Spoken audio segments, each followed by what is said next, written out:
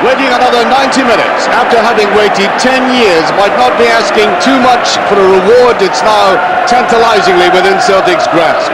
But since Dunfermline are not here to act as traffic cones in a training session, and since I've been witness to many of football's oddest quirks, this coming 90 minutes might yet seem an eternity to a support whose loyalty, as you can hear in the background, has been occasionally stretched to the limit over the years, but significantly has never snapped. So no matter what happened at Ibrox yesterday, it is still a day of exceptional circumstances, demanding from Celtic an exceptional response. And you could sense this in the atmosphere from about 50 miles away from the stadium. Well, Dunfermline have already beaten Celtic this season. There's a Celtic team coming out to an astonishing cacophony of sound. It really is. Look at that Celtic support. They're everywhere in the ground. They've been buying up tickets, snapping them all last week, and they make up, not surprisingly, the majority of the support. And of course, East End Park, perhaps appropriately, bathed in the most glorious sunshine on a day that is fitting for a climax to the league. Well, Dunfermline have already beaten Celtic this season, but lost the other four in league and cup. And today they're minus the reliable Craig Robertson. And into his place, in a very bold gamble by Brattbakk, is 22-year-old Jamie Squires, on loan from Preston. And I suspect the day will add greatly to this young man's education. Well, Celtic, in their 50th game of the season, stand by the bed of last week with one exception. And that team includes Craig Burley, Simon Donnelly, and Larsson, who before last week had scored 9 goals between them in the last 8 games. Now that exception I was talking about, of course, is Jackie McNamara, Scotland's Player of the Year, who returns to the scene of part of his footballing apprenticeship as a Dunfermline player. The referee, Professor John Underhill of Edinburgh University, but his academic credentials hasn't protected him from the tremendous clamour about referees recently. And by the way, if you're a young fellow watching the programme and want to grow up to be a referee, consult your parents. They might recommend an easier option like line training or something like that. Beside me, Charlie Nicholas, watching the huddle there. Good afternoon, Charlie. Good afternoon and good afternoon to everyone. Well, Charlie, you know, the Celtic players wouldn't be human if they didn't rush out of their dodge yesterday after hitting the result at Ibrox, shouting hallelujah. Well, it should be a case of greyhounds here.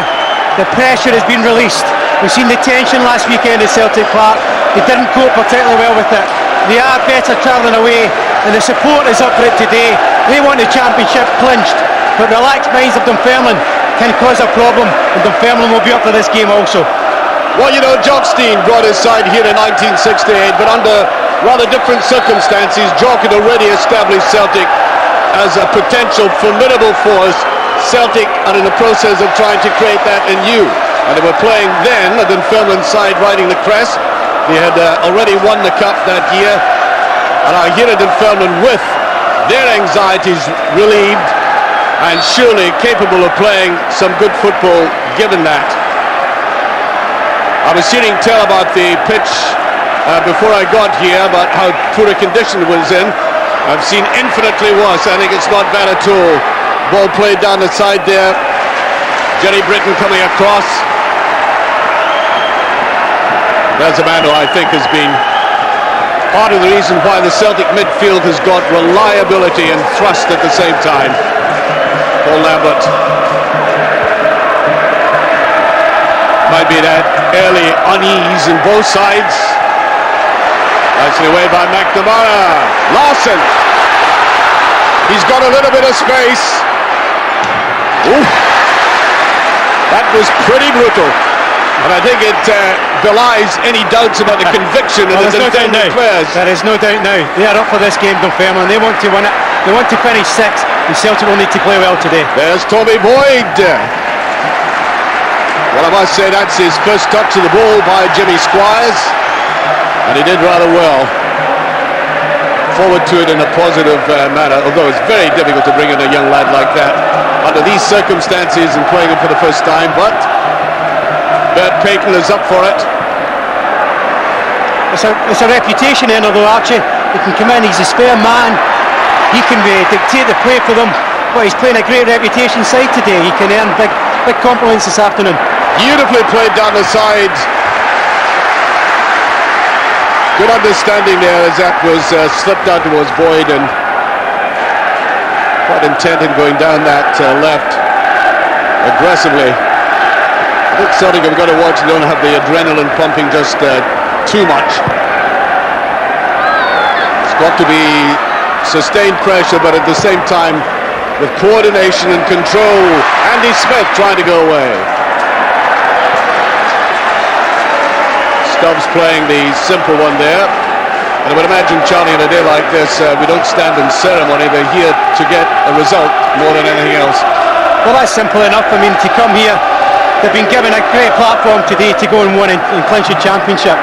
But they've got to earn it. They've got to earn their right to dominate Dunfermline. That is never easy, even in easier circumstances than this. It's a split the sky today. The pitch can give you no excuses. No player can have an excuse today. But I think Dunfermline will fight tooth and nail today, and that makes it all the more difficult for Celtic for 3 points. Well, the first casualty, I think, the ball.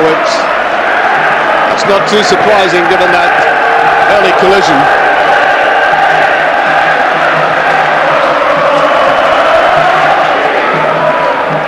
While the Celtic supporter waited so long that, you know, if you had the option to play out a game with style and flair and goals or just get the result, I think you would opt for the simplest way. Well, I think they adopted a song about 3 or 4 years ago about their day will come. They feel it's coming today. But again, you know, it's not in the bag yet. They've got to bide their time. Be patient today. This Dunfermline team actually in November in this league game, they actually dominated the first 45 minutes, although Celtic ended up winning the match 2-0. Mark Millar to take the free kick. Beautifully away by Rieper. Does have command in the air. There's a break by O'Donnell. Simon Donnelly trying to get it through now. 2 against 2.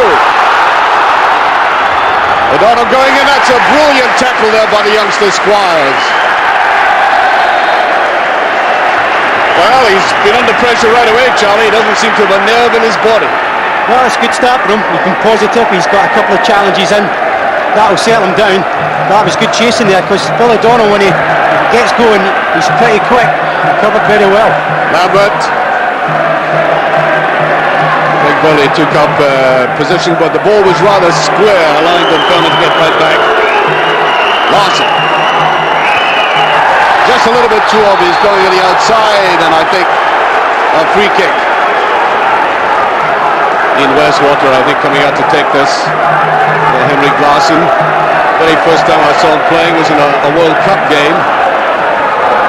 Looked very, very sharp indeed. Gentlemen, you see there was once the youngest goalkeeper in the Premier Division at the age of 16 for Hearts.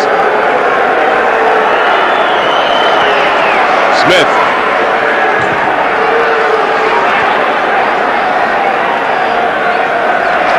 Seen that often enough. Stubbs well balanced there. Well, there's no question about it that Dunfermline, despite some prognostications about them taking this rather easy. By the way, the manager refused to let them go to the annual Player of the Year awards last night, which the players didn't like. They tend to enjoy themselves at these functions. Well, had plenty of time now that they're safe in the Premier League. They've got plenty of time in the summer now to go and celebrate and relax, and I'm sure they'll make it count. Isn't that a glorious shot? The sunshine and a competition here which from these early stages is going to be very sharp right to the end. And I think the first goal, Charlie, is going to be very important. I think mainly for Celtic, actually, and the reason being that I think it would calm them quite dramatically. Then they can play their passing game. If it's Dunfermline, then it's a pressure situation. As we mentioned, the fans that are travelling with Celtic are expecting the championship today. They are not expecting it next week. They can celebrate next week if they get it, but they want the first goal today to calm them. Dunfermline can put the pressure on if they get the first one. Throw to Celtic. Looking rather impassive, some of the support at the moment, realising the game has to be played there. Lambert. Slag ball by Rieper, picked up there by Scott McCulloch, an ex-Rangers player, by the way. McNamara, there's the challenge Craig Ireland going back there. Now settled into the team. Craig Ireland came from Aberdeen, of course. Strengthened his position here at East End Park.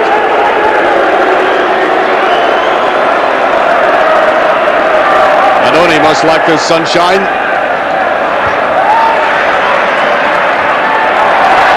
There's a mix-up. Nervous kind of approach with the ball there by Celtic.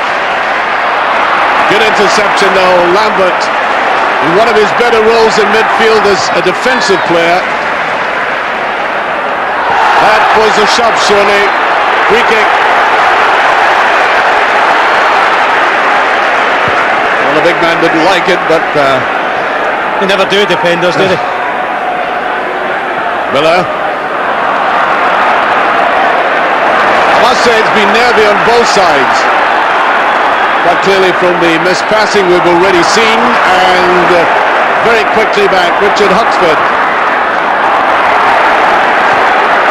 Or as he's better known, Richie. That's a boy, another boy's on loan, the three loan players playing today, Dunfermline. Richie Huxford coming from Burley, but I think they're going to settle down after the season is finished and establish terms with him. They like the way he plays, good football in midfield. Craig Shields going down the right hand side, there he is. Man who played in the Champions League for Rangers, so playing against Ozier, advancing down the right hand side. Never going to quite make it at Ibrox. To the left to Mark Millar.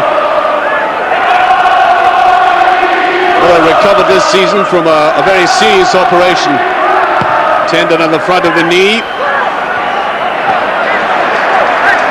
Well, Rieper quite happy to get to that for the touch. I think it's going to be slightly troublesome for Jonathan Gould and Gould with his son looking in. He hasn't worn the cap yet. Probably won't. Just doing a bit of squinting into the sun. That's out to the outside, and Annoni just got the touch. Knocking that away from Jerry Britton again. Jerry Britton, I was talking to Bear Payton about him, and he's found it difficult to re-establish himself because of the serious injuries he's had. Kept him out of the pace for a long while, and now he feels the season is ending too soon for Jerry Britton. Yeah, he's had bad problems with injuries, says Jerry. Good goal scoring record, both at Thistle and Dundee. Played with him at Celtic when he was coming through the ranks. Awkward player, but got a good touch when he's on form. But Dunfermline will be a problem from these set pieces today for Celtic. Annoni in that little wrestling match down there gets into it again. Now Shields, Hamish French, veteran on the side at the age of 34. I asked Bert Britton why Hamish keeps going. He says he looks after himself. He's not like some others. You should name names then. There he is, French. Wow. O'Donnell in that typical bust of his. There's Westwater playing it safe. It's early doors, Charlie. We haven't got all that long, just about 11 minutes. But just there's an edginess about Celtic. Yeah, and I think both. I think they've given away quite cheaply at times when they've had good space. But that will gradually settle down. Might just get that over in Westwater. Little deflection there. That's to Andy Smith.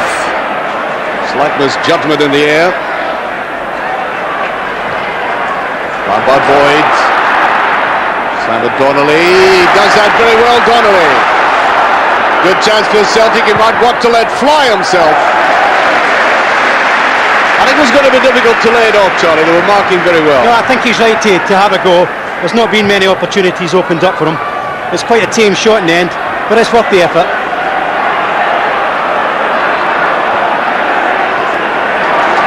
Bit of space here for Jackie McNamara. I think Celtic will want some of his thrust down the right-hand side. Oof. Wild. They're going to bounce the ball, well taken there. There's little doubt that McNamara is up for it. He was a great favourite when he played here at East End Park. Nicely brought down. Millar making too much of it though in midfield. I think in this kind of fiery pitch the ball's going to be played very quickly. Nobody is going to have all that much time for composure. McNamara, better play by Celtic. And that was a ladies' tackle coming in from Richie Huxford. That'll be a free kick. So the two big men are going right into the box. Alan Stubbs, Rieper, right in the middle of the penalty area. Simon Donnelly, a bit obvious there and beat everybody. That's a corner kick. That's very close to a hand as well. Yeah, it was, but I think that was an accident. It's not the best delivery from Larsson. It's usually better quality than that. But only 3 Celtic players in that box. Well, you can see just behind where they're trying to retrieve that ball is a vast number of Celtic supporters.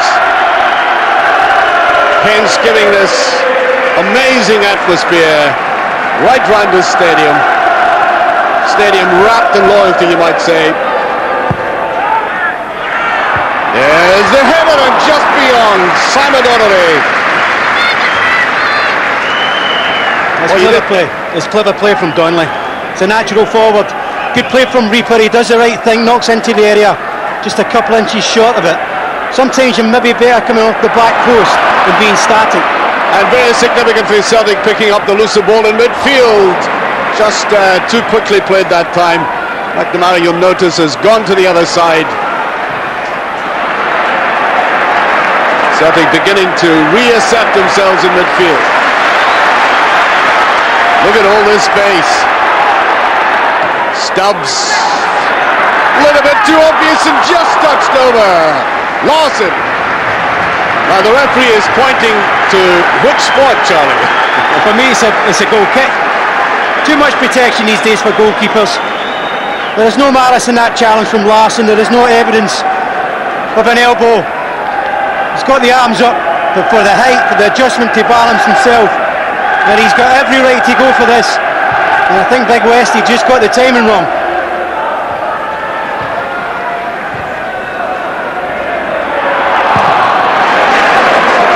No messing about there with the Italian.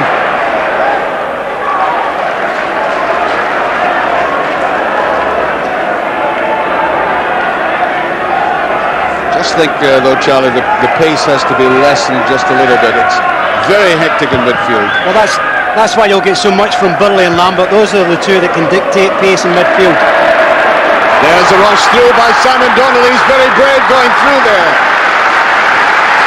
All the same, very difficult to control that bouncing ball. Yeah, the defender bided his time. Simon couldn't get it down. Just a bit too tight. He's fought through the first one strongly. Craig Island's done well. And now inching forward, Celtic beginning now to gain superiority.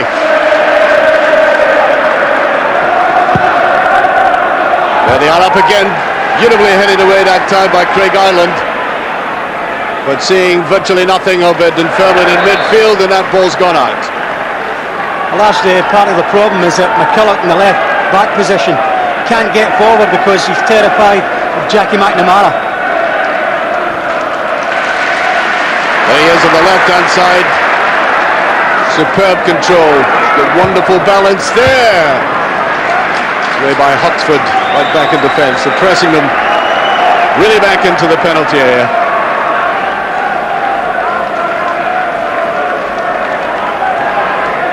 Just coming up to 17 minutes gone in the first half.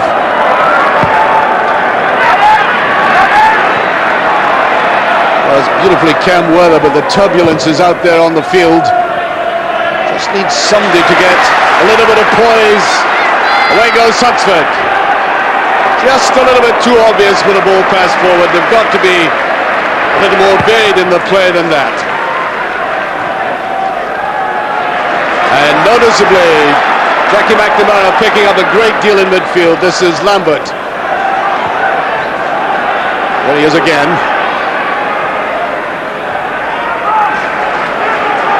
Just slowing it down a little, and I don't think that's such a bad thing. Stubbs coming forward to lend support. Now he might let go here. He's certainly going to. Lambert. He knew exactly what he was intending to do. Well, he scored 2 far this season. 2 goals since he came, and they've both been top draw goals. But I don't think he really got himself in convincing form there. A little bobble just before it, but came across it and was always going to go wide. I remember an English journalist, I was watching him playing against Auxerre in the Champions League, and an English journalist at the end of the game came past me and said rather condescendingly, "Your boy didn't do all that well," referring to Paul Lambert. 5 minutes later the coach came out and said Paul Lambert is one of the best defensive midfield players in the business. Well, I think even some Celtic supporters actually are saying to themselves, well, he doesn't do a great amount in the game, but what he does for the rest of his teammates. He calms the possession ratio, he knocks simple passes. After all, it's supposed to be a simple game.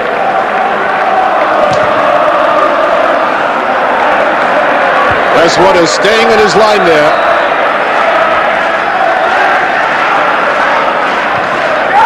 Well, that initial burst by Dunfermline seems to have dissipated now. Ooh, that's quite accidental.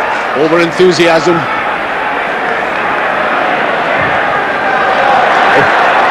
Tom Boyd. Slightly hurtling. Smith. Shields. Millar screaming for the ball away in his side here. And quite clearly, Stubbs had no idea who it was coming up behind, but he sensed the danger. No, I think he knew someone was behind him. He also knew Lambert had tracked back. The clever play. Take no chances in that department.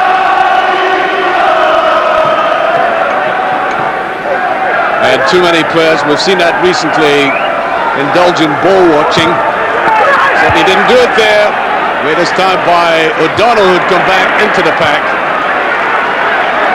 Jonathan Gould with it,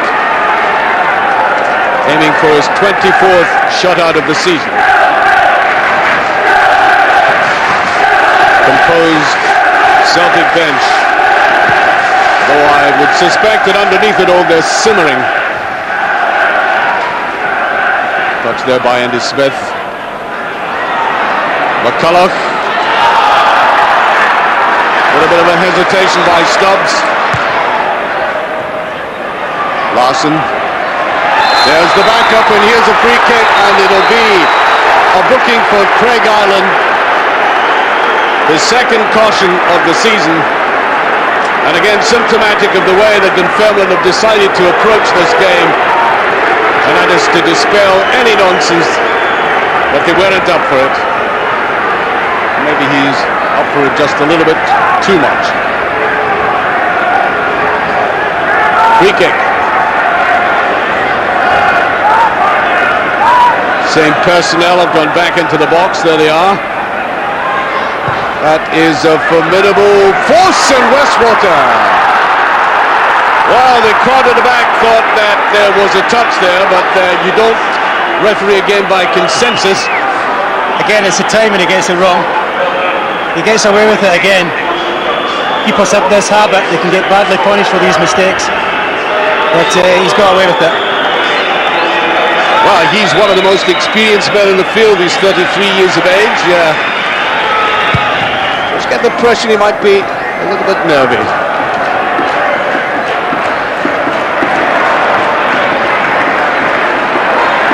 This is where they've got to spread it out quickly. Burley. Watch McNamara's pace. And Craig Ireland wisely letting the ball do the work.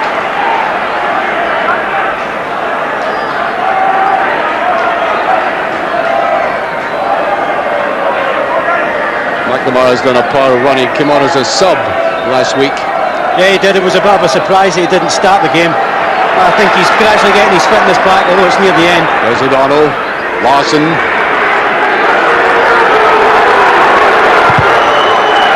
Again, they had tracked back very quickly. You had McCulloch in front of him. Another 3 players very quickly into the box. I don't think there's any doubt of that result that Motherwell has helped this team last week, Dunfermline. Well, there's no doubt about that. I think they actually now believe they can go out and beat teams. Even although, I mean, 2 games to go, it doesn't make any difference to the Dunfermline side. It's low. Andy Smith way back. Britton on his own, and the referee, I think, is going to have a word. Free kick. Well, if it was a word, it was only a passing word with Craig Burley. In any case, it's a free kick.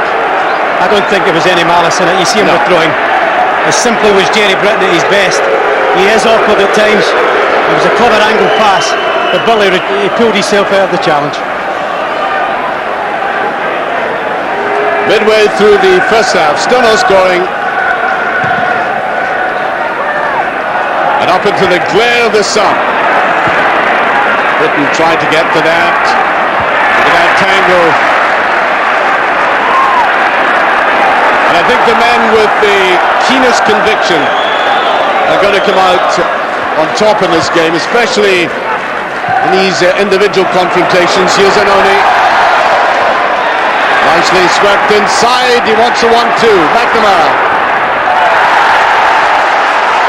Well, I must say, this Jamie Squires, he's coming through this turbulent test very well. This was a risky tackle. Well, that's Ireland initially taking the risk after being booked. The Squires did, but the linesman was in fine position to see that one.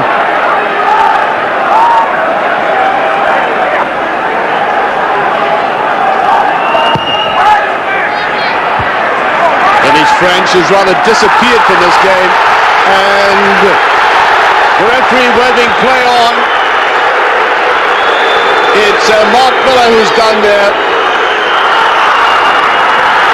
Yes, well, that wasn't a pass back, and I think the referee will eventually have to stop the game. It's Mark Millar done. As I said, he had a serious operation to the tendon in the front of the knee and took a long while to recover from that. Jackie McNamara, I think, epitomises the surge that's deep within the Celtic team with his performance so far. He's covered a lot of ground. Yeah, I mean, I think he commits a foul here, but I don't think it's anything over the top or really harmful. I think it's a fall on the ankle that maybe gave Mark Millar a problem. Well, it was a free kick. I was surprised the referee didn't give it. Well, you know, from that early tackle where they almost bust the ball, I think it's an indication that when, as I say, the adrenaline is pumping very fast, you're going to have a lot of missed timings. There will be today. I think there still will be throughout this game. There is a type of feeling right round the stadium which will always upset certain players mentally in their challenges and their timing of a pass, and that will be out throughout this 90 minutes today.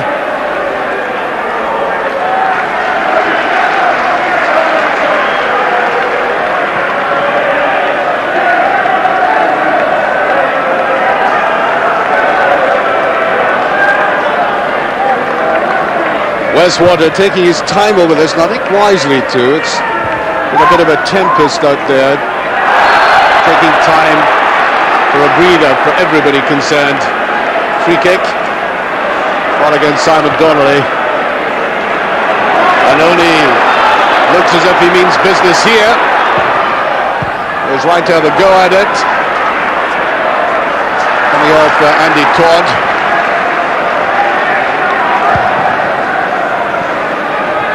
A little bit too obvious, and I think a foul on Paul Lambert. Certainly he did raise his arm, but he was nudged there. Yeah, it's a handball. Dunfermline a little bit lopsided. They can't get anybody out on the left-hand side, which is creating a problem for Britton and Smith. They've got to come back and defend in that area. Larsson. He might have left that. Cleared eventually by Huxford. Well, Andy Smith claiming he was pushed again. Referees having none of it.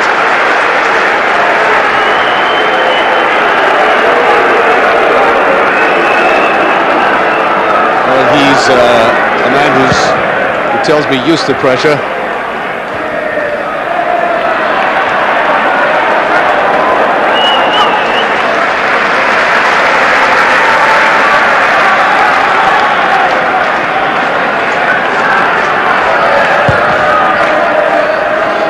To get that deep. Tommy Boyd behind it. Tackling incisive by Celtic in midfield now. This is what I meant about the running of this man. Hasn't stopped. Beautifully tackled by French, and you can see the way that Celtic are going in, that they are not giving an inch, and that was just an inch too far. Again, it's a simple free kick, nothing more. But it's a packed midfield. Dunfermline have got to get some width from the left to create some space for themselves. Otherwise, it's just predictable down the right-hand side, and McNamara in particular will take advantage of this space in Celtic's right. I think Dunfermline are actually quite satisfied at this stage of holding Celtic. Again there by Stubbs. Millar seems to have recovered from that. McNamara.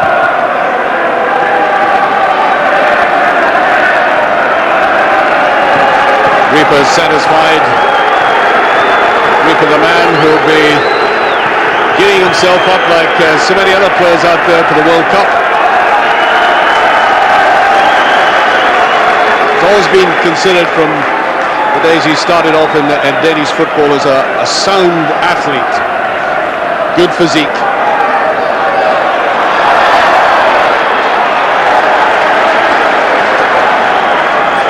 Throw to Dunfermline. You look through the glass there. We have a very arty cameraman down there, Charlie. He's well paid for it.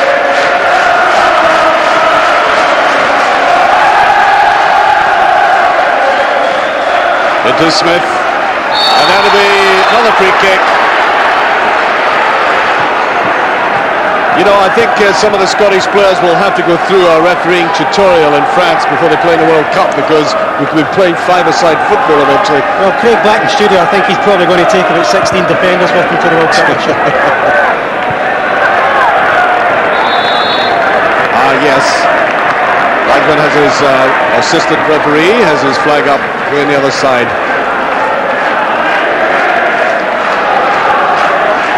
Glorious setting, and by the way, there will be reconstruction. I think that was mentioned by Paul in his interview at the start. There will be reconstruction immediately at the end of the season. In fact, immediately after this game. It takes 6 months, and there will be 2 stands erected at either end.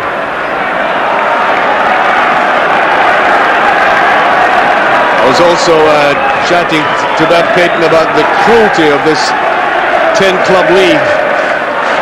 With a club like Hibs who got 14,000 yesterday being relegated. Doesn't seem to me to make any economic sense, and then we have that huge Celtic support in there. Curiously enough, Charlie, the biggest league game until now, the league attendance here, was the Hibs attendance for the last league game. Yeah, I mean, the last 3 or 4 weeks the Hibs fans have really turned up in big numbers. Even at St Johnstone when they went there and got a late draw. But it's sometimes too late for teams, and there's got to be a reward for the first division, and Dundee have accepted that. Unfortunately, it's sad to see Hibs go down. Yes, Stubbs.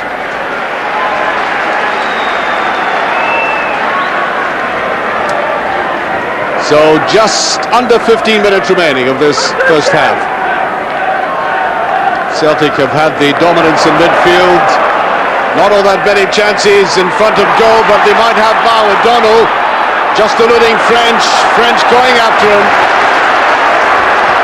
Hamish French nipping that away. The man who started off his career in Highland League football went into Dundee United. Larsson. Well, there by McCulloch, and Lambert took his eye off it. He had only one intention, to let blast.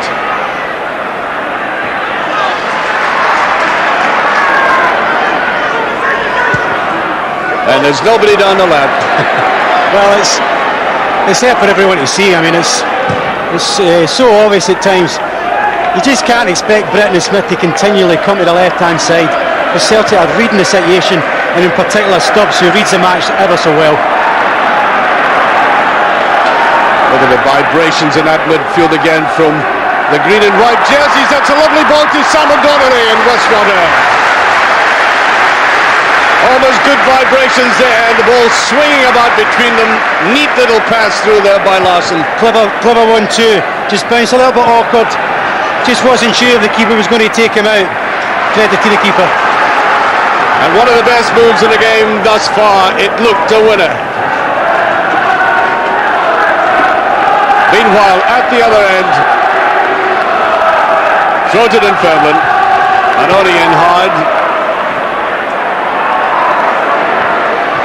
There's a 1-2 again and a free kick. Yes, fairly obvious that one. Tom Boyd. That's a situation they create nicely down the right hand side. Shields is good at that, but they don't have any alternative on the left, so they need that variation. But this is a sign of danger for Celtic, because Dunfermline are particularly good at this situation. Well, they've got Andy Smith in there. They've also got Andy Todd up. Aldering in the back. Huxford. But Celtic have defended that well again. Now it's the breakout here that has to be effective, but isn't. And there's a touch to the side. Well, there we are. That's Paul Lambert for you. One of the most technically sound players, and I think very largely because of his European experience. Yeah, very efficient. He was a one Celtic player last weekend. Along with Stubbs, so looked as if he controlled the worrying position that Celtic have with the pressure. All right across goal there. That came off McNamara said initially. I don't think this up and under will suit either of them. Only option he had there. Well, Westwater didn't try that one. But Dunfermline get the free kick, but they'll have to come back. Andy Smith stealing about 10 yards there. Yeah, the referee's been composed, hasn't he? Been in control of it. I don't think you can get away with 10 yards in this game. Well, Dunfermline certainly have had the advantage of floating this ball high against the sun. Except that Celtic defence has looked extremely composed, very good in the air. It's towards Smith, and it's a goal kick. That's going all the way through. Well, there has been some talk, Charlie, you've seen him a lot more than I have, about Craig Burley having had an enormous season. He's missed hardly any games. Yeah. He's been there all the time, and it does take its toll. Oh, it does. He's had problems with his knee, I think, for the past 4 or 5 weeks. But he's got on with it. At times it makes you a little bit one-paced, but he's got through the games okay. There's a dunk. Taken up well by Jensen. There's a run through again. That's it! Celtic have scored! Simon Donnelly! He gave intimation 5 minutes ago of how sharp he can be through the middle.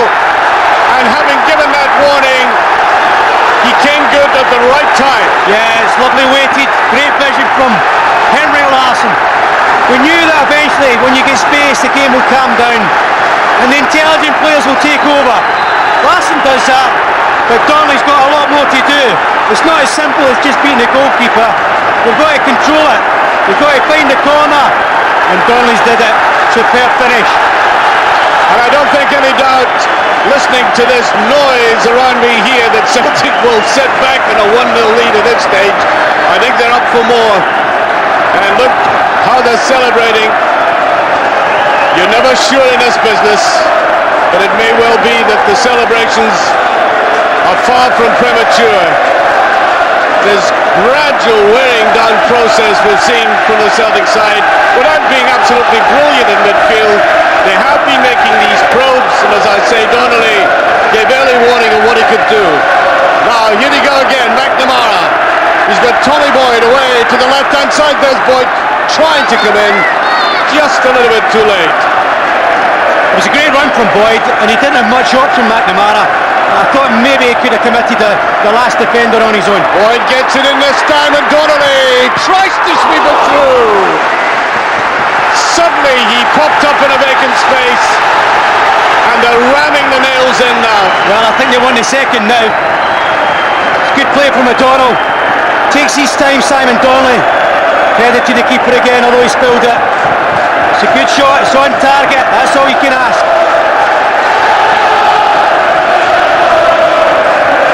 Well, that was $1 million save from a goalkeeper who only cost £1,000 to come to East End Park.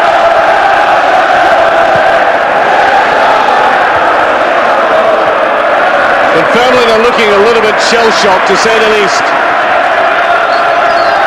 McNamara taking his time about that. There's Burley. Can't clear the lines effectively. No penalty. Tony Boyd left on his own at the back, and the referee had to come way back and wag an admonitory finger at two players, and indeed he's calling them together. It's Alan Stubbs, Scott McCulloch, and Scott McCulloch. Scott McCulloch, by the way, recovered from a very serious car injury. There they are. A little bit of a niggle. His handbags are done. Yeah. I think he was claiming that Stubbs had took a dive. It's certainly not a penalty. They should just go with the game. So, Annoni to take this.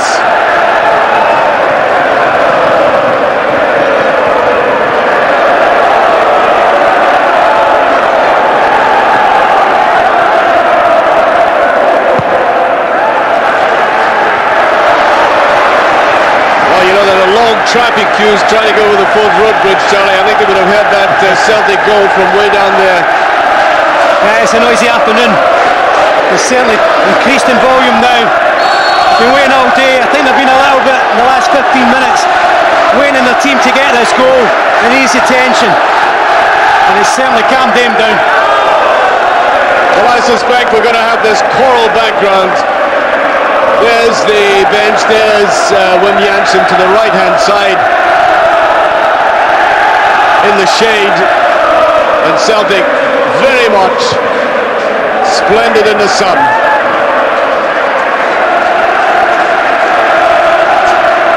Rather innocuous end to that one. There he is.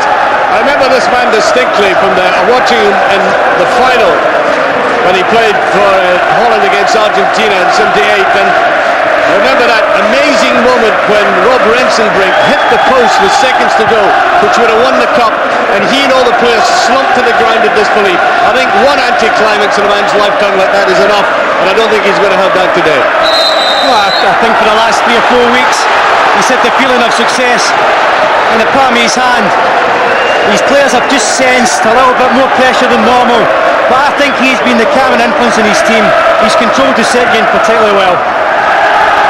Boyd. Shields. I think in this first half there has to be some kind of reply for Dunfermline, or this game is simply going to ebb away from them. McNamara.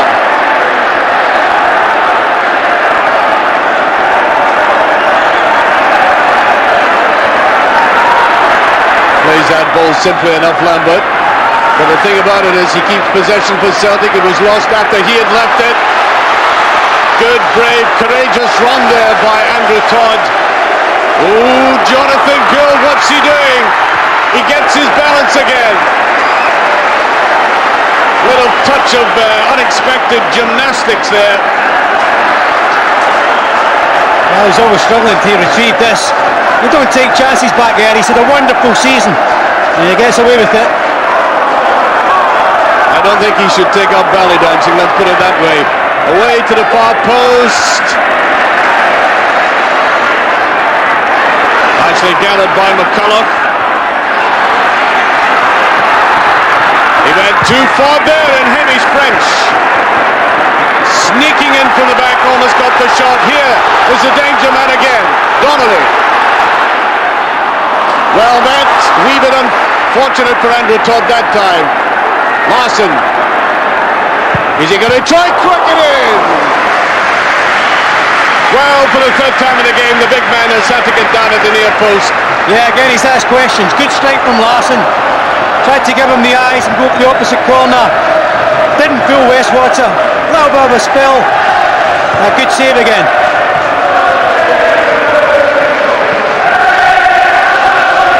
A Celtic team that is now oozing confidence. They've caught the mood and the rhythms coming from the tennising.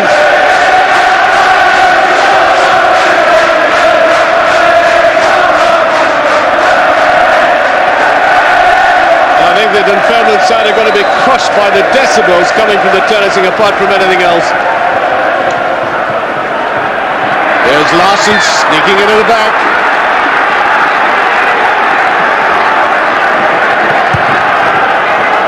Well, Charlie, Dunfermline competed for about 15 minutes and then gradually they've been worn down.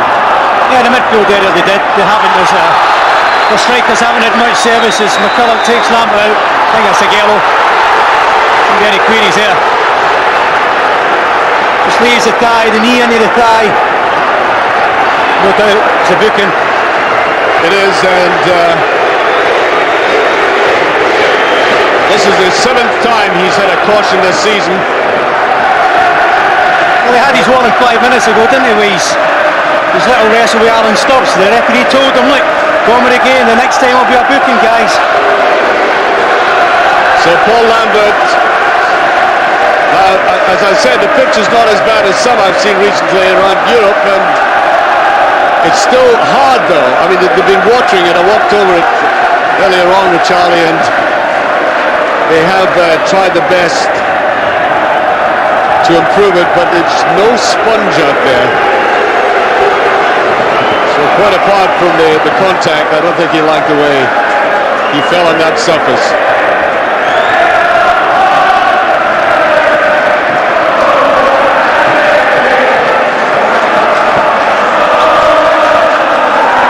Just about a minute remaining of ordinary time in this first half. That's very cool play by him, he's French. Problem for Dunfermline, it hasn't been often enough. Although a very, very brave and skillful man to put his foot in the ball out there and slow it all down. Well, they've changed it a little bit now. They've put Millar out the midfield and put him wide left. Bert Payne's finally changed it. Yeah, I think they have done that. Fergus McCann sitting there with a smile that I think would sum up a season for him that's been notably successful at the completion of the stadium, of course. That's late. Oh, the referee, surprisingly, allowing that to go. Well, that is definitely late. And that is Millar, Mark Millar. Now, he got a little bit of going over earlier on in the game, and there might have been just an act of retribution going on. So Alan Stubbs takes it. Well, obviously, you don't want rough play in a game, Charlie, but you always feel that if you're getting this in a game, at least it's competitive. Well, I think they felt concerned that Jerry Britton never got the earlier pull from the challenge from Alan Stubbs. But that was a shocking challenge from Matt Millar. He'll get a good record in discipline, and that was a bad challenge, and he can't complain. Well, he's already been ordered off this season. Whoa. Now then.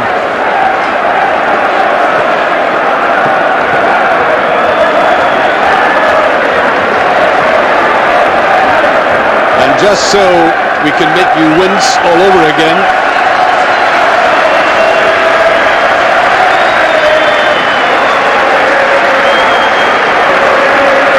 Well, he has recovered. I think he actually read the situation. I think he's seen it coming in. So he's not quite as bad as what it would have been if they were caught on the blind side. Well, he is also staring daggers at Millar and Britton. I think he just wants to put that behind him and forget it. He'll calm down.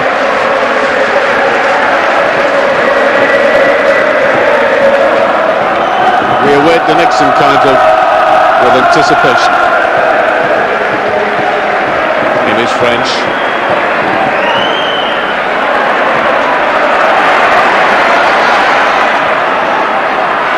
McNamara. Oof. Well, Larsson got right out of the way of that one. Now, Andy Smith.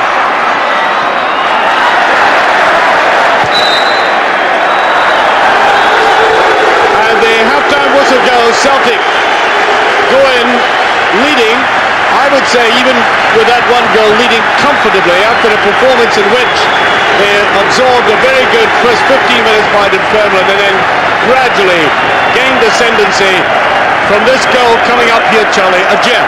Yeah, it was a quality goal. Great pass, great vision, lovely weighted from Larsson.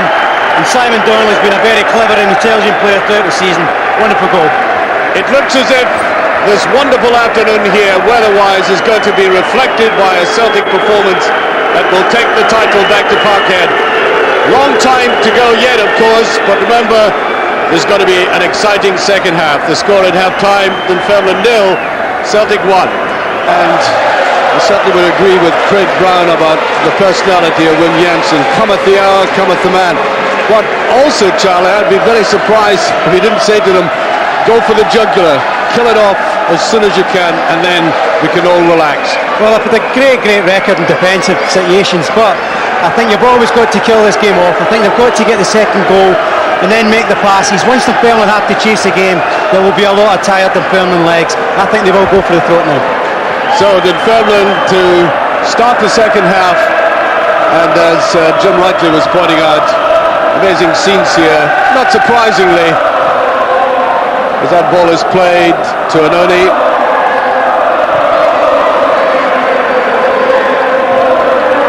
Really physical first half indeed, giving lie to the impression that Dunfermline would be on their holidays by now. Although you never know, only one goal in it. Seen sudden switches of fortune indeed. Watching teams go down at the last moment in the league. I remember being here watching Dunfermline trying to save themselves in the Premier Division and failing. The last kick of the ball. All a bit scrappy there. Nicely sent away wide there by Phil O'Donnell though. Good concentration there, and that's to the far post. Well, every now and again you'll get Tommy Boyd creeping up this left-hand side. Give a big and goals of Boyd. I think he's 1 in 50 odd caps. I think his ratio is something similar for Celtic, 1 in 50 odd games, especially a header. Nice to see him getting there. I don't always count on Tommy to get the goals. We're certainly up for it. Andy Smith. He's been rendered rather anonymous today. Sheer vigour of the Celtic defence. But that lopsided nature of the Dunfermline side, which Charlie mentioned earlier on, seems to have been sorted out. We've got Millar way across that left-hand side. Now McCulloch. Just haven't been able to gain meaningful possession in midfield after that opening first 15 minutes. They don't have a major playmaker, and quite frankly I think that kind of role is beyond Hamish French now. I mean, he's always been a neat player, but they're very honest workers. They work away for the team and the teammates, but they don't have the flair or the imagination that Burley and Lambert do, and mainstream probably Burley. But Millar's got a little bit physical, and they're trying to work out whether they move him to the left wing or the right wing. As Jansen's coming out and having a few words to the referee there. Yeah, suddenly he's broken out of that rather placid mould of his, and out he's come. Certainly a mould that's become characteristic of him, standing impassively watching games, but something annoyed him there.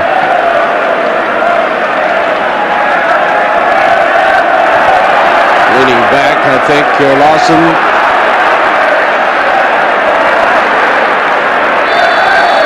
The Celtic players couldn't fail to have that touch of conviction about them given the backing they've had.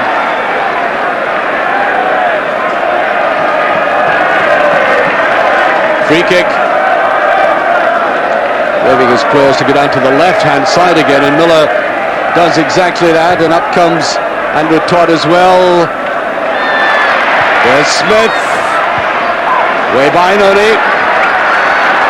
Now the break should be by Tom Boyd here. Boyd reading that very well, coming through Good diagonal run to get to that.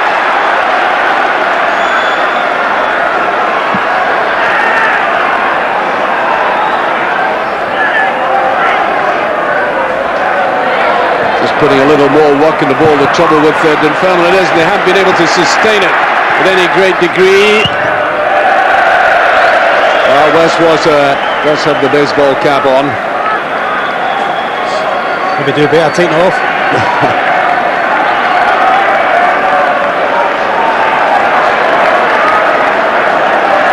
Well, Dunfermline was second bottom of the league from the end of February right through to last week. They jumped up 6 places, and that's where they want to try and improve on. And that's another excellent save as O'Donnell suddenly swept forward from midfield.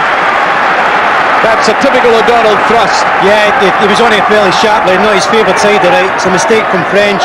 They don't make a decision, and they ask questions of Westwater again. McNamara right across the face of the goal, and that's off. And there, Larsson trying to get it there. And Simon Donnelly holds his heads in his hand there. Really looks down, and that was a chance.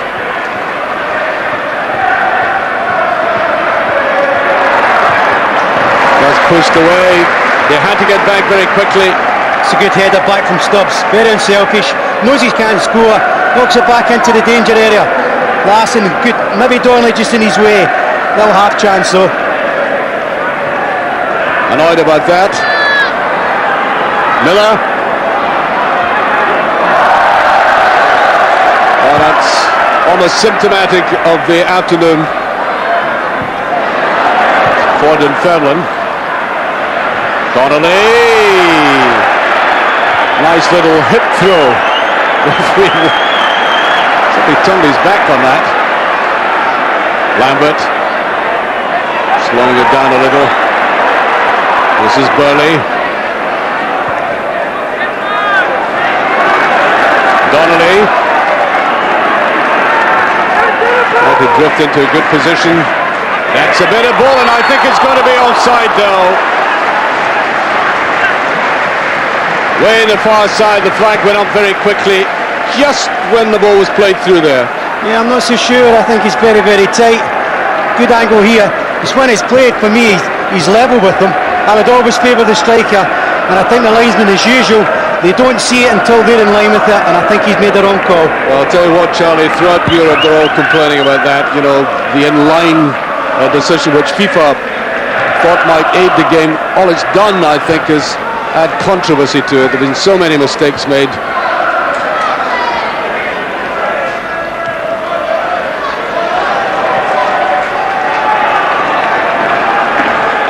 Remember O'Donnell making his debut for Celtic, scoring a glorious goal at Firhill. And it looked at that stage the beginning of a really marvellous career, but of course he's been plagued by injury. Yeah, I played in that game, and we were delighted to get Phil from Millar. Very promising start at the time, and we felt then at Celtic that we were getting a gifted player who would mean such a lot to our team. I think in the last 2 or 3 years in particular, I think the most he's actually played week to week is 6 games, and that tells you injuries have taken a real source in his career. Donnelly doing the diagonal run again. Whoop, just to the side. Just got it. And that might be a deflection. It is. Corner kick. That's what Celtic have going down both flanks. They have McNamara in particular on the wide right, and Boydie when he's going strong down the left, and Dunfermline just don't have that quality. So, big men going in again. Annoni following Stubbs and Rieper into the box. O'Donnell coming across for it.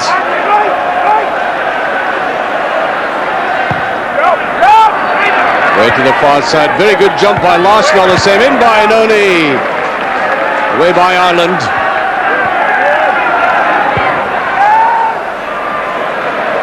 Trying to play down the left. And just overrunning Jerry Britton. 2 players at the front, Jerry Britton and big Andy Smith. You've really got to hit them accurately with balls, or indeed, the way I've watched them in the past, put the ball just beyond the defender, but they've had nothing of like that today from midfield. No, they've not, but I mean, credit in particular to Rieper. Rieper plays Andy Smith particularly well. He's having a wonderful season as Andy Smith. Good, a lot of goals. Probably the main guy who's kept them filling up. And credit to Rieper.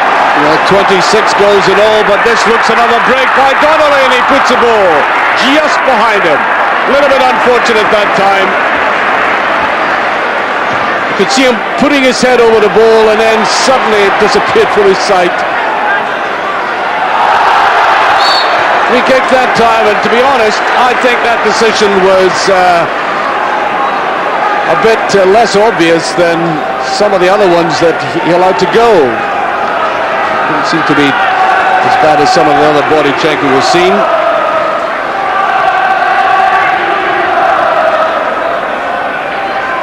Squires playing that. Nobody pressurising. It's allowed that free header there by Alan Stubbs.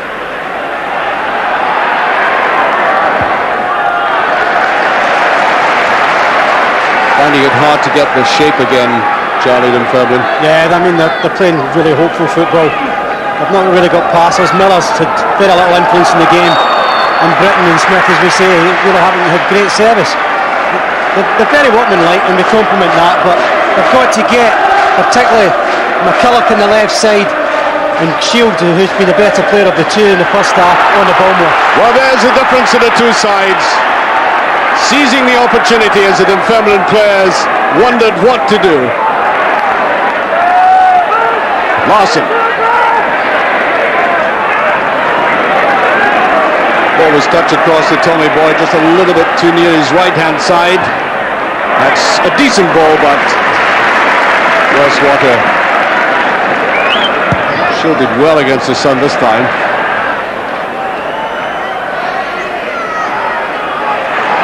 Good intention there. Britton did play it to the side. He knew the player was running up inside him. Now Rieper. First time in the game he's ventured forward in this concerted move. And Lambert might have taken a bad one on his ankle. So a little bit of distress and hesitant play there by Craig Ireland as Paul Lambert agonised by that. At first, in his first contact, looked as if he was just going to go through all right, and then suddenly he crumpled. Yeah, I think just the momentum of Andy Todd, I think it was, just followed through, and he got the ball initially, a little touch on the ball anyway, but I think just the follow through managed the Stubbs to catch him in the lower or the top end of the ankle. I think he'll be fine. It's the usual, players tend to take about 30 seconds. And he goes again. See a little follow through with the Stubbs. Craig Ireland, is it? Craig Ireland. When Borussia Dortmund saw the value of this player, I think they realised he was a kind of intelligent player who could play to a role. I don't mean a kind of puppet player. He's much better than that. But if he was asked to do a specific job, he could do it well, fundamentally well for them. Exactly. And I think Andy Millar, who's one of the most talented players in world football, the German star, was very, very complimentary of Paul. He kept saying, I can do certain things that Paul can't do, but he can do things that I can't. And that's a compliment you must have in the balance of your team. Well, I spoke to Paul Lambert after that game I watched him at, and he was full of praise of Andy Millar. He's one of the great players. Now here's Donnelly trying to get away.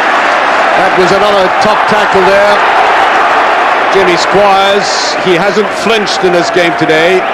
Coming in, as I said, as a player on loan, taking the place of Craig Robertson, who's been playing splendidly in that back position. That would be a trial for anybody, and he certainly has the temperament.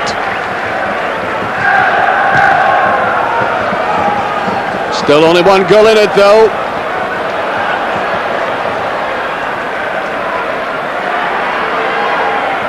McNamara.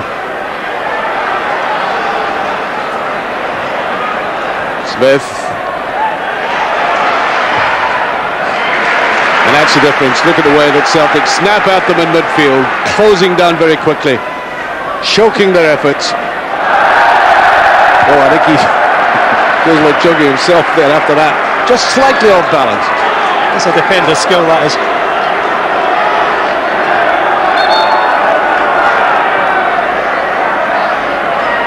Up comes Scott McCulloch for this.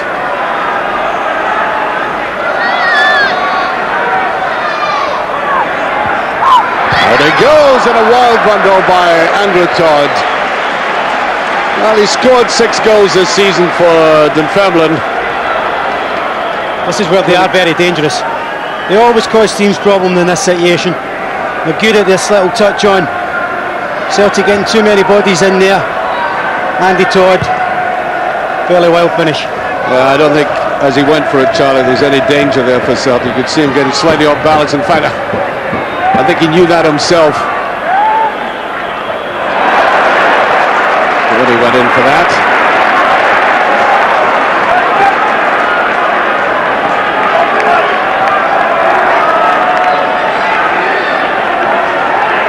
Now played coming up to 15 minutes of the second half. There he is. Very gentle man when you speak to him, highly respected in coaching circles, of course, long before he came to Celtic Park.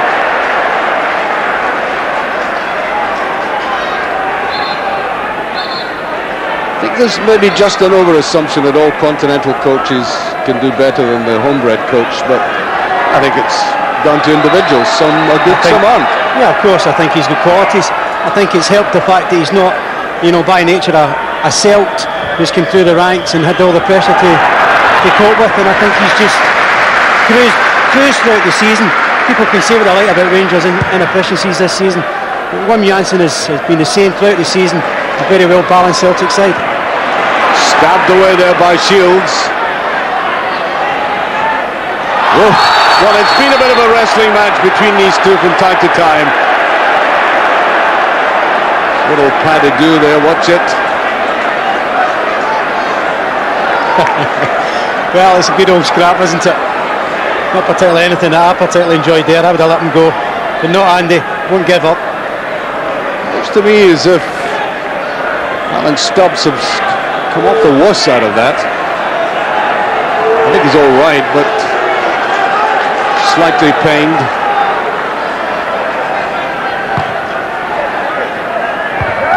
That's more positive play.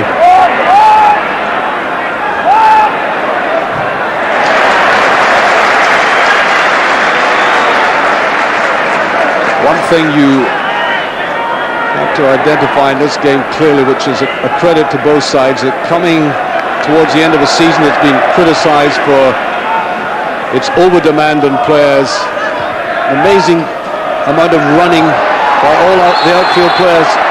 Yeah, well there is. I mean, there's so many good athletes now in football, the modern game, and they have to be because of the way it is. But I think we do lack the technical abilities that we want to see promoted, and hopefully in the future more Scottish players of technical ability. Free kick. Shields. That's a cross goal. Hovering there was Craig Island, right on the penalty spot. Here's a break. Perhaps Celtic might benefit from dragging this Dunfermline out just a little. McNamara picking it up. There's O'Donnell's ball, and there's Westwater, and he lost sight of that. There might have been a touch by McCulloch, and then eventually turned away from him. Yeah, Squires very composed. Westwater's beaten. It's a good cross from Phil O'Donnell. Good counter-attack from Celtic. There you go, Squires. Simple enough. Get over the top. He's not a bad lad, this. Yeah, he's been quite impressive today.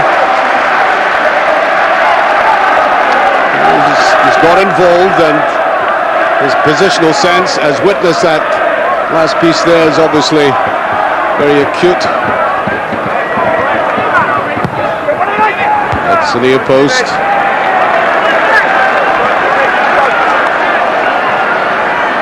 Just sense another lull descending on the Celtic support here, wondering if this they want the second goal. They want the second goal, and then they can continue what they came here for. This might be it, and it's over from Stubbs.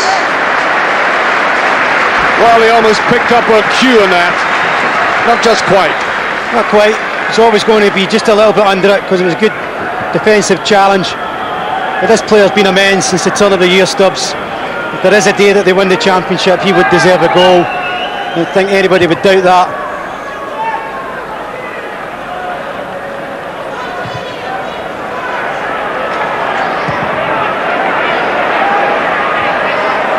Squires, just for a moment, slightly disorientated, but he got to grips with it again.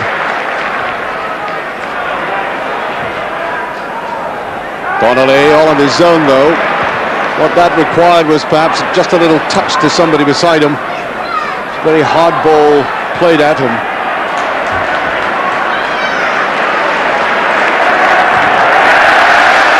Well, never say die. Kept going at it.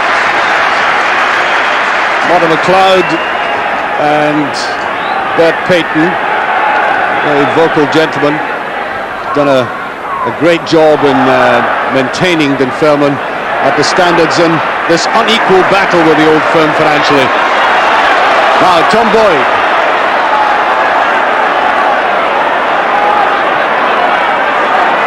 I think Shields might have the legs for that, and indeed he has.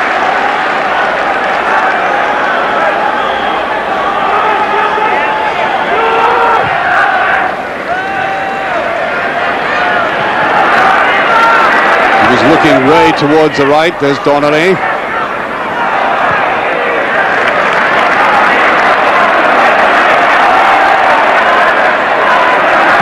McNamara trying to get the shot in. Donnelly, can he score again? Well, Donnelly's going after his 17th goal of the season, and he was very close to it. It's a lovely pass from Larsson, beautiful vision, creates a chance, maybe first touch, maybe just a little bit too far in front. Again, credit to the keeper. Well, when Larsson played international football, that was his great forte, of course. He sometimes, very often, was in the other end of these touches. He's got a lovely first touch, Larsson, and he's got great vision to go with it. But time after time, he's got to have those runners, and I think in particular in O'Donnell and Burley, although they've been a little bit cautious at times of going forward today, they've just been 1-0 in front. When they get it right, it looks ever so exciting. Well, we've played 21 minutes in the second half, and Stubbs, that's out of the ground, I think. Nice sophisticated defensive clearance at this stage of the game. Yeah, well, no one ever scored from there.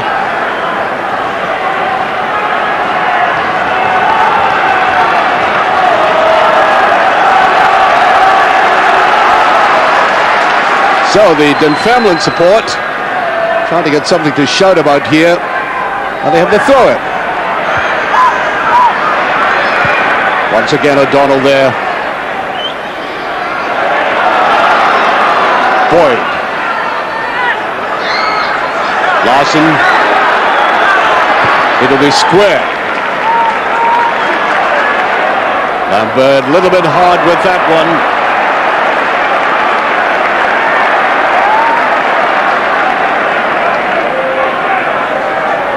Smith. Britton tries again there. Andy Smith again. Oh, that was over-ambitious. And that eases that little burst of pressure. Free kick. Well, getting halfway through this second half. Still only the one goal in it. You could see the problem Smith had though. He suddenly got himself in a couple of yards of space. He was looking wide right and left for options to get the wider ball. No one was on, no one available. He has to force it through the middle, so to end up with the free kick. I wouldn't say there's an acute sense of urgency about Wim Jansen and McCulloch, but they did come out of the dugout there as he was speaking, Charlie, just giving them a wave up the field. They want a little bit more pressure again.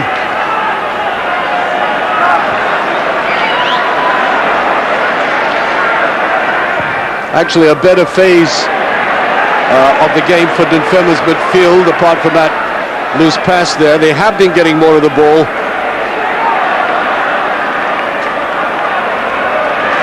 McNamara.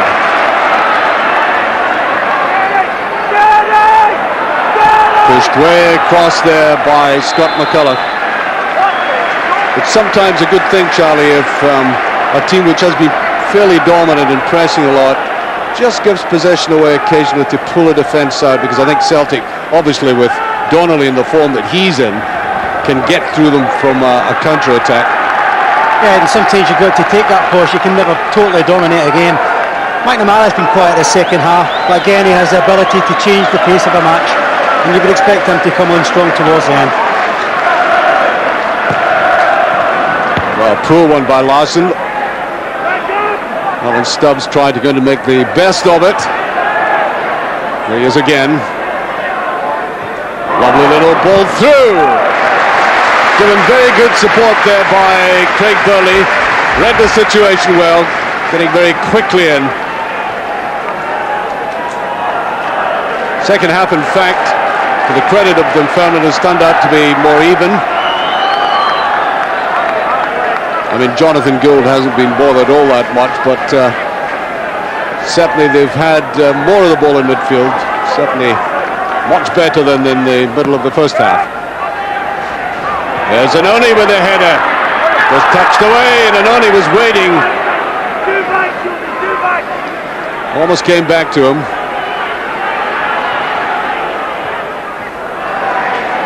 I think we're going to have substitution shortly for Dunfermline. Looking for little 1-2s. Annoni, can he slip it through? He tries it himself. And I wonder if he was worried about O'Donnell being in an offside position, Charlie. He was very reluctant to push it through. No, I don't think so. Knowing Enrico, I don't think he would be worried about anything like that. I think he just fancied having another opportunity to try and get a shot on target. But Dunfermline are going to make those changes. I think Millar and French, no surprise there. The front two must stay on, and you've got to get a bit of width from Stuart Petrie, we would think, when he comes on. On they come. Bingham's a little quick player. He's going to actually go on the left side and put Petrie right, so they're going to go with the two wider players, which they've got to do. They've had no width all day long, and they've got to try and stretch Celtic a little bit more.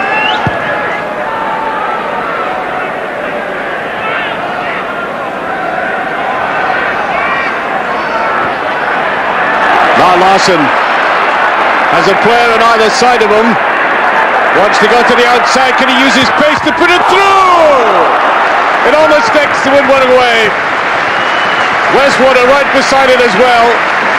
It's a lovely run. He's teasing the defender. It's an awkward one to strike. Good power on it, although Westwater's at a good angle for covering it. But for me, that's a good shot on target. Just that little turn of pace.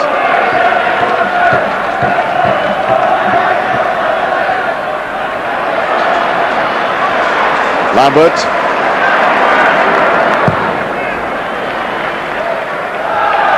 Might have been a slight push there on Larsson.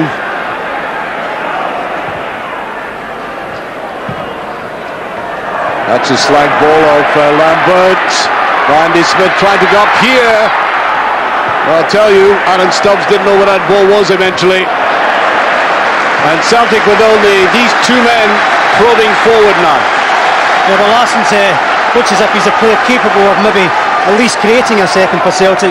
But when you're just 1-0 in front of them, and that's the awkwardness they have with Smith and Britton, you can't afford to let anything drop in that box, because these guys fight constantly for it, and that's when they become a menace.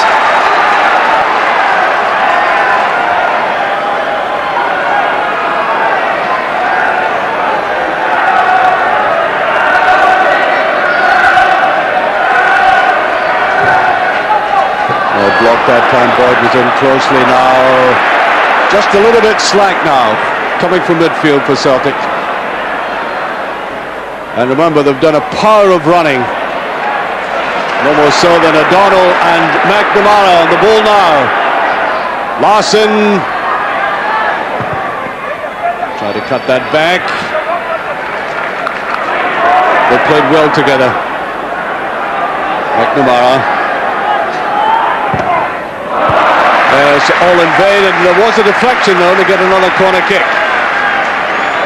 Oh, I think the Celtic players,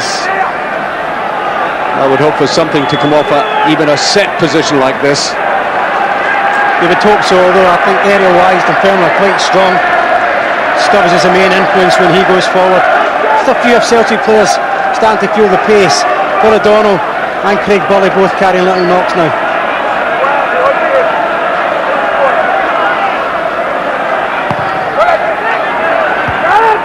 Stung away by Ireland.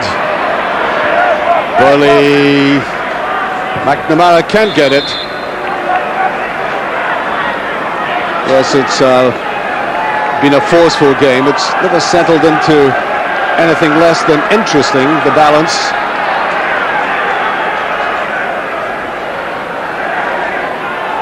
Now there's even though Celtic had this one goal, I was kind of stalemate about the game at the moment.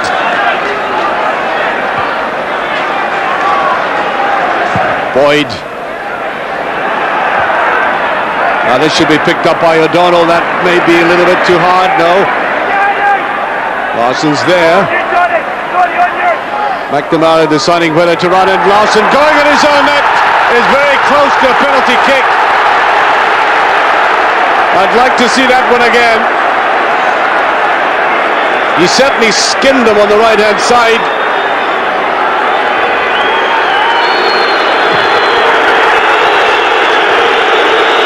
Hold on, Charlie, look at this one. Yeah, I thought he skipped by him. You see him pulling the right side of the jersey. He tugged him and then he let go. He's committed the crime. There's the pull. It's outside the box. He continued into the box. For me, the referee was well positioned. Maybe the wrong angle for the right sleeve. I thought it was a penalty. Well, I think the basic thing is if you make bodily contact that impedes an opponent from progressing, it's a penalty kick. Well, I can understand if the referee's got slightly the wrong angle, but his linesman was in a perfect position to call it. Good play by Larsson. He's had a golden few moments in this game. And Wim Jansen screaming at the referee this time.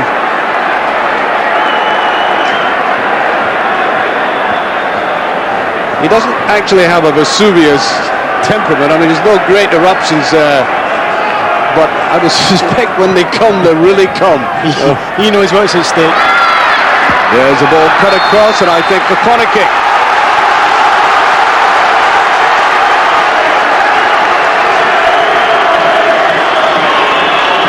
Trotting away across to take that, Stuart Petrie.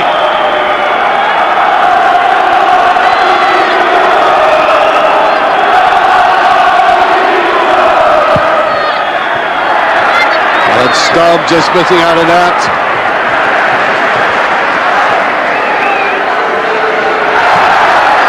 Laid back, Lambert. Burley. Shielding his eyes. And away with it, Scott McCulloch. Andy Smith. And just now, right at this moment in time, this junction in the game, you feel Dunfermline are just that bit sharper. Well, it's a style that's more longer balls and more, trying to pick up those pieces, and that actually suits Dunfermline more than Celtic. They are definitely feeling the pace, and they're going to bring on this final substitution. It's Craig Faulconbridge who's coming on. He's a 19-year-old who's been loaned from Coventry. Jerry Britton, who's worked very hard today, just didn't get any joy from the Celtic backline. They've been rock solid as usual. Well, Gordon Strachan fancies this lad enormously. He's been on loan, and I think he's going to go back to Coventry. As I say, a youngster is only 19. And that's beyond everybody. Just about under 13 minutes remaining.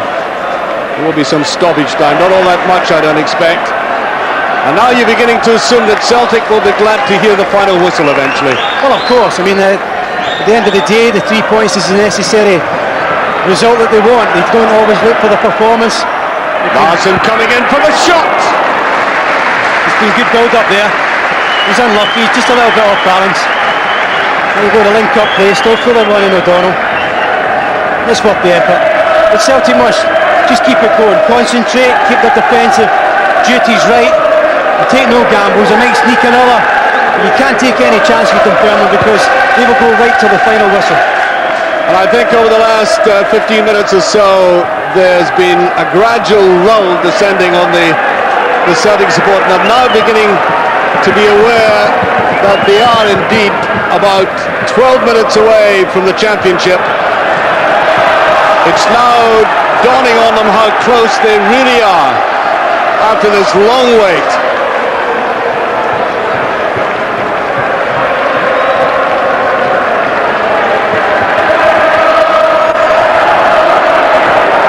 Dunfermline still fighting very hard, and that is a free kick, yes. Now this is an interesting situation. These are sent to test your nerves, every opportunity. I thought it was actually a foul on Tommy Boyd from Petrie, but then the referee let it go. This is a test. So up comes Craig Ireland, just to the side of him Scott McCulloch. Typical shielding of the ball there. It's McCulloch who's got to let fly. It ends innocuously, but Celtic had absolutely everybody back behind the ball, and that was just clear as McNamara made the advance. Better period of the game for Dunfermline, looking for a little 1-2 here. Celtic again crowding in defence, and that's way past. Got right underneath that. That's a wasted effort. You've got to at least hit the target time and time again. What he didn't really notice, McCulloch, was that Andy Smith had pulled off diagonal at the back post. He got himself completely free. It was quite a wild finish. Well, Jonathan Gould there has had a clean sheet against all the Premier Division clubs. And he is just under 10 minutes away from another one, in perhaps the most historic one in his career.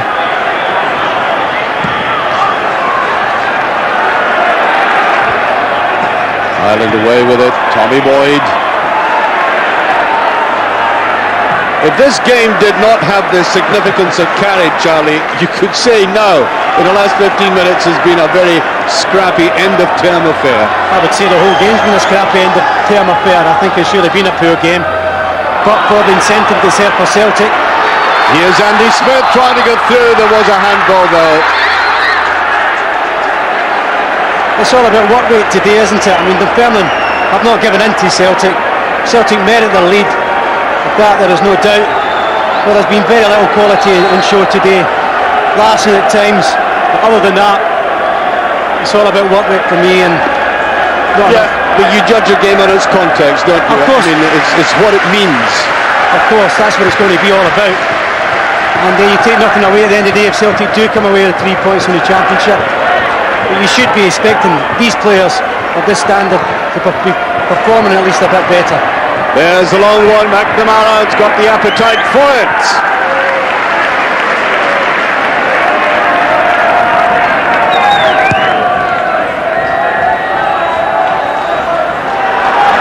Now 8 minutes left. That's a decent looking ball in a way by Stubbs. Picked up by Petrie. Free kick. And again, Wim Jansen, and I really do think it is getting through to him now. He was out of his bench again. Back he goes. Yes. It's failing. That's right, Wim.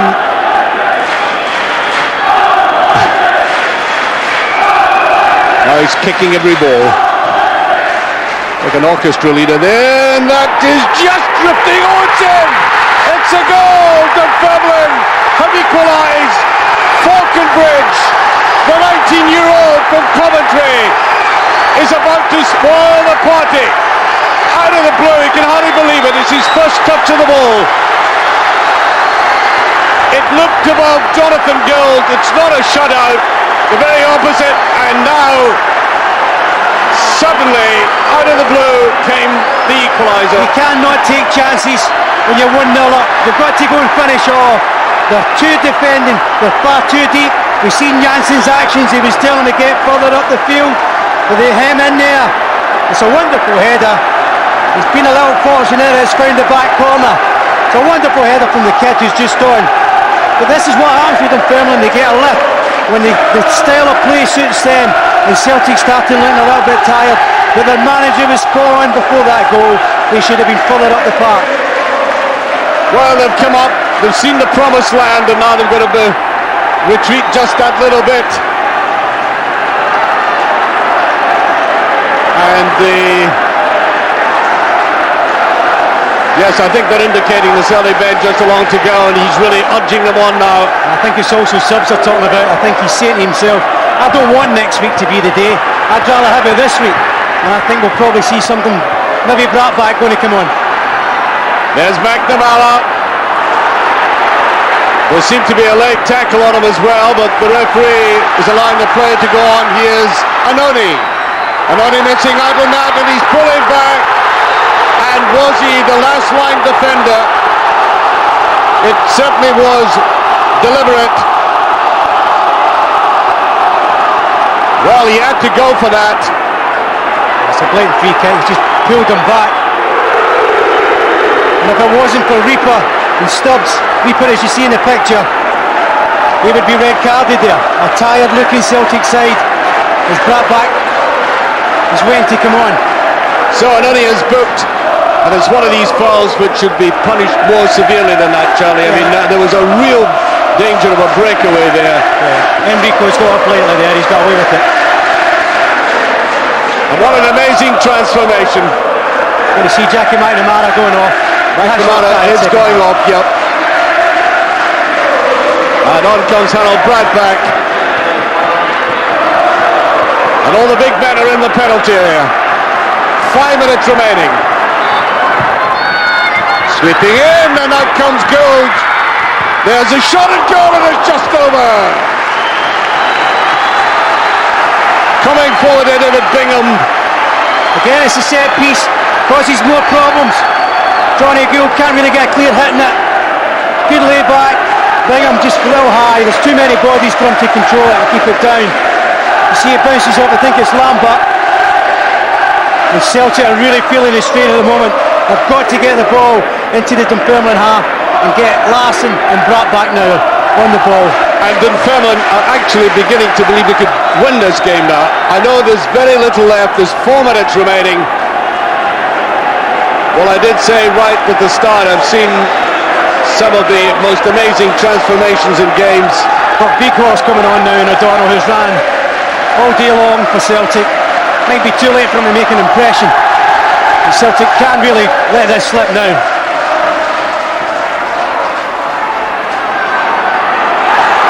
Lovely little ball inside there, and that's a free kick.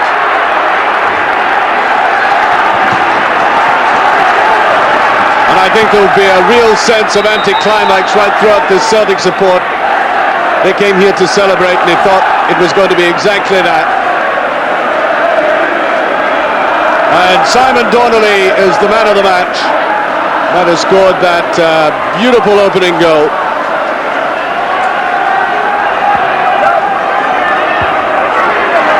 Still not cleared effectively. Wieghorst was up there. 3 minutes left. And there must be real anxiety on that Celtic bench, that having conceded that goal, that anything is possible in this match. Hooked away well by Huxford. Now the break. Faulconbridge. Well, it ended up, I don't think he actually meant that to put it down here. Andy Smith going for it. And Smith just a bit too predictable in the way he took that. And the fresh pair of legs that is there has just come on. Martin Wieghorst picking it up for Celtic, and now it's Lambert. There goes Brattbakk. Just holding on to it.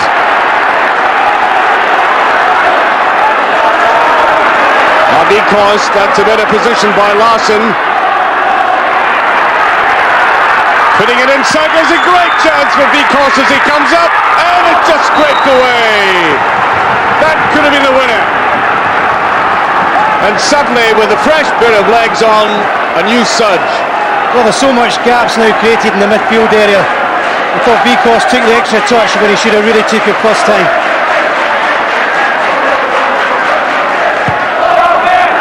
And it goes, and it's brilliantly saved by Westwater. He cuts right in. Now away you go, Dunfermline, but Lambert back there, securing central defence. And I make it about the minute remaining. Andy Smith. There's the ball placed. Trying to get it to Faulconbridge. Gould away with it. Good interception there by Boyd. Now Lambert.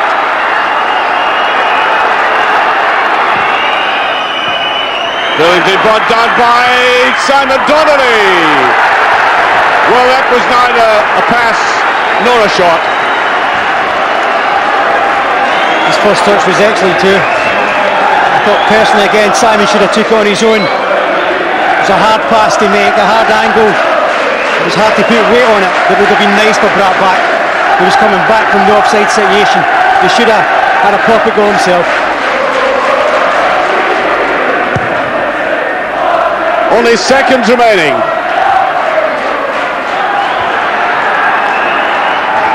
Lambert's there.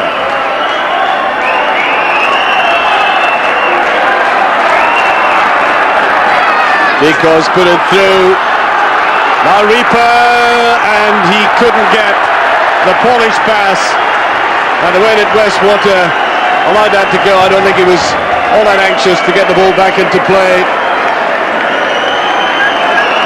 They themselves, having been largely outplayed by Celtic, certainly for a great percentage of the first half, come back strongly. They might be pleased to get the actual draw. And the Celtic support, of course, less celebratory than they've been throughout the afternoon. That goal having stunned them, not surprisingly. Andy Smith, Dunfermline still plugging away, and that's a poor pass though. Free kick, just slightly easing the tension there. Annoni leaving it, and I think Gould is coming up to take this. Donnelly trying to get round the back of the defender. He can't keep it in. And now we're well into stoppage time by our watch. About a minute and a half. I don't think there can be all that much in this game. Back it goes. Ireland getting in there. And there's the shot coming through eventually from Burley. Now Andy Smith going forward here. Faulconbridge with it. Just to the outside, Annoni trying to go in. No, Annoni, a very risky tackle at this stage in the game. That original run by Faulconbridge there, sending it out to the left. And I think that's just saved an amazing ending to the game. And there goes the final whistle, and Martin Wieghorst in his anguish just kicks the ball out of the park. A day that looked for so long as if it would bring celebration after such a long wait has ended in joy for these supporters and acute frustration for Celtic. And Faulconbridge, with that looping header, might have been slightly surprised, Charlie, seeing it again. It ended up where it did. Yeah, probably, but he's got it in the right direction, and it counts at the end of the day. But Rangers are no worse off than what they are than yesterday. Celtic haven't made it count, and it's all about pressure. In this situation with this championship, the Welsh champions still to be decided, still in the palm of hands of Celtic, but they have failed again to make it count. And next week there is more and more pressure going on them. And finally someone who's got to, next week, grab this championship. Well, as I said, they viewed the promised land and they've had to just turn back from it a little. But nevertheless, it should make for another exciting ending. I mean, I think you interviewing the likes of Millar before this game when he said, you know, we cannot take anything for granted. We've got to come here and try and win because there have been so many twists and turns to to this league championship? Well, the pressure was eased from yesterday's result at Ibrox, a wonderful win for Kilmarnock, and Celtic haven't made the situation count again. And that's their feeling, and their problems have been at home also. St Johnstone next week, and St Johnstone are going for the fourth, the European spot.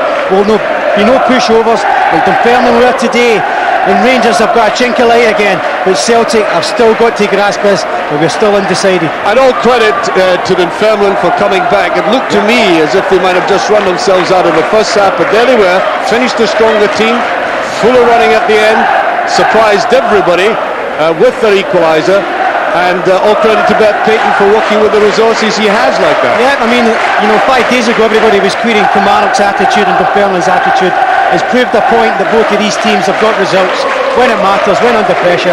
So we just don't know what's going to happen next week. But Charlie, there are league championship finishes all over Europe round, but nothing like this at all. It's end of the world stuff for the British support. Well, we've got the man of the match, Simon Donnelly, and he's with Paul Cooney. Well, in fact, we've got Craig Faulconbridge with us, who is man of the match for the Dunfermline fans. That was your first touch? Yes, he was. It was a very important first touch as well. I think, as I can say, I can hardly hold my breath. Yeah. It's great to get your first goal against the Celts. I had a chance to score against Rangers, but I never took it. I'm just glad I took the one today. Did nobody tell you that wasn't in the script this afternoon? No, it was. I think I was writing the script I was going along today. I think the Celts wanted to win the league today, and I think now it's a two-horse race again. I think I'm glad that it hasn't been won today, the league, because it makes it more exciting for the last game of the season, which is I think more important. That Celtic now have got to do it again. And of course for you, Petrie was saying that for your team you wanted to play for that sixth position. Yes, I did. Yes, yeah. I think now we're in touching distance of it, and I think that we can get there. Do you feel for the Celtic players there for giving so much and then losing out just in the last few minutes? Well, I think we deserved a point today, if not more. I think we battled hard again today. I think that's the powers motto. If the chips are down, I think the powers will come through, and we're showing that again today. So you've been on a few times as a sub. You think you've earned the right to be on from the start in the last game next week? I don't want to pick the team myself, but I'd like to think I'm in for a running for it. Yes. All right, cool. Congratulations. Thank you very much. Cheers. How do you feel at the end of that one? 7 minutes away from the championship. Yeah, of course, disappointed about the result. During the game we didn't get so much chances away, and just 7 minutes the ball fell in the corner, so very disappointed about the result, of course. And Simon Donnelly taking it so well in the first half to get the earliest goal. Yeah, we scored a good goal, and we were 1-0 up, and we had some chances to score the 2-0. It didn't work out, and then you get the pressure. They start to play the long ball again, and then it's always dangerous.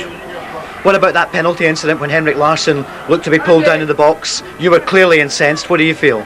Yeah, of course, it looks like a penalty, and he didn't give it again because first half there was one time again same situation. So. But you try to react during the game. Yeah. You obviously wanted your players to push on a bit at that time. Were you critical of them in the dressing room, or what did you say to your players a few moments ago?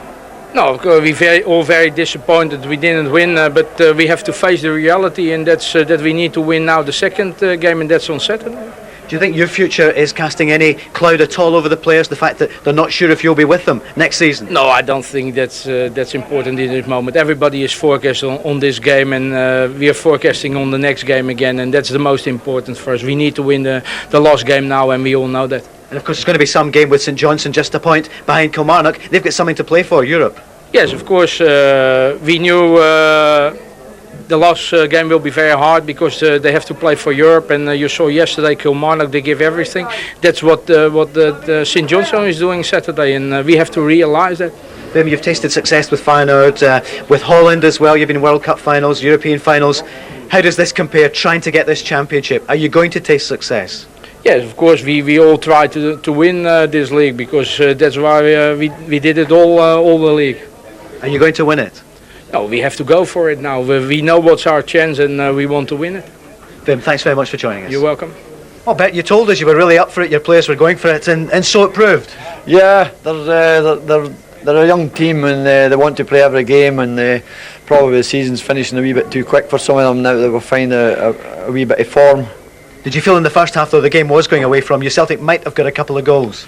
Yeah, well, they're a quality team. They've been the most consistent all season, so they're hopefully they're going to win the game next week and going to be league champions. So we knew we were going to get a tough game. You've been here a long time as a player and a manager. Plenty of praise, criticism at times, but you've got the Midas touch this afternoon with Craig Faulconbridge. Well, it's dead funny that, because he's come on 4 times and 4 times he should have scored for us. He's hit the bar, he's hit the post. The goalkeeper's had 2 great saves off him in the last 4 games, so it had to come, and what a timing. Do you feel for Celtic and for Wim Jansen, your fellow manager? There's a penalty claim, for example, that looks as though it could well have been a penalty.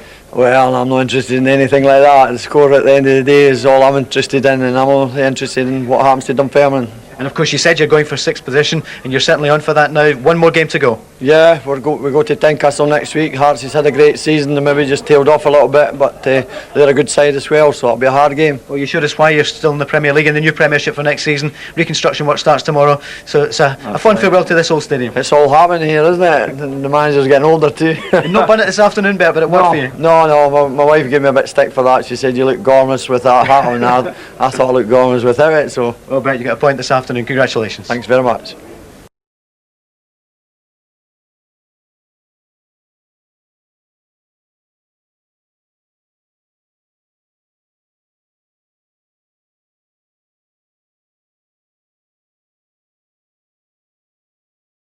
Simon, what can you say at the end of a game like that? What's it like in the dressing room? Yeah, the boys are very disappointed, obviously, to come so close to getting the 3 points there that we needed. For Dunfermline to equalise so late, it's kind of knocked the stuffing out us a wee bit, but the boys will go away and prepare for next week now. Was there any point in the game you felt you were going to lose a goal? No, not really. We actually had a few chances. Maybe I was guilty of missing a few myself, and Henrik's hit the post as well. So I think we were looking the threatening team, but unfortunately it's broke to the other end and Dunfermline have scored. And the penalty claim as well, even your manager Wim Jansen, who's normally pretty straight-faced, he was out there, he was shouting at the referee. Was that a turning point for you? It could have been, because obviously if you get the penalty you're expected to go 2-0 up, but as I say, it wasn't given, so we had other chances as well, so we can't really look to make that as an excuse. What's the feeling for next week then with St Johnstone? Rangers are back in the Championship again. Can Celtic win it? Of course we can. We're 2 points ahead. We only need a win next week. It will be a difficult game for us, but the boys will go away and prepare this week, and we'll be very confident for next week. Everybody talks about the psychology. Isn't that getting to the players? Is it tiredness or maybe bad luck? Maybe a wee bit of bad luck. We've came here today and we've led for most of the game, and as I say, we've gave a goal away late on, but I don't think psychologically it's bothering the players. It's knocked the stuffing out us a wee bit at the end with the goal being so late, but as I say, we'll go away and prepare and be ready for next week. You want to just forget about today for a couple of days and then start thinking about St Johnstone? I think so. There's nothing else we can do today. We've got to look to next week. Alright Simon, it's scant consolation today, but you are the Bells man of the match. You played really well, scored the goal in the first half, and maybe you'll be putting that on ice. Yeah, definitely. Cheers. Simon, thanks very much.